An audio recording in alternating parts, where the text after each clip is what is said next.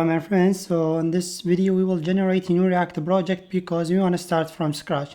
So the first thing first that you have to know is that I'm going to keep the final application here open because we will keep it as a reference, because before I do anything I just want to show you how it's going to look like at the end and what we want to do in order for us to get it correctly. So I'm just going to keep it as a reference so we can use it to analyze stuff and so on. So with that being said, let's go back here inside my terminal. I'm just gonna say the pwd, and here I am inside my React projects folder, which is the folder that we have generated at the beginning of this course. And here I'm gonna use create React app to generate a new project.